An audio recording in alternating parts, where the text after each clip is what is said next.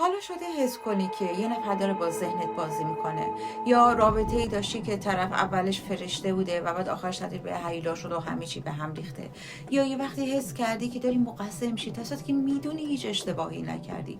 اگه هر کدوم از این حسا رو تجربه کردی تو با روانشناسی سیاه طرف بودی. روانشناسی سیاه یعنی استفاده از یه سری از تکنیک‌های روانی برای کنترل، فریب و سوء استفاده از دیگران.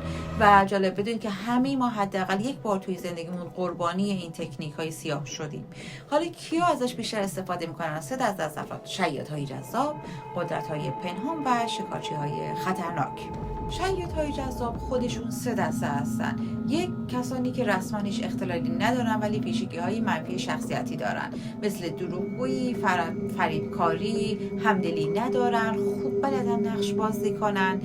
2، کسایی که رسما اختلالای شخصیت دارن، مثلا نارسیسم ها، آنتی سوشیال ها، سایکوپت ها، سوشیوپت ها و ماکیاولیسم ها.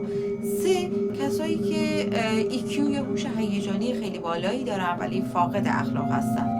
قدرت‌های پنهان هم شامل رسانه‌ها، سیاستمدارها و برندها هستند. شکارچی‌های خطرناک هم شامل قاتل‌های سریالی، رهبران فرقه‌ها و کلاهبردارهای خیلی حرفه‌ای و نابغه هستند. روانشناسی سیاه یه سلاحه، یا یادش میگیری و از خودت محافظت میکنی یا قربانیش میشی.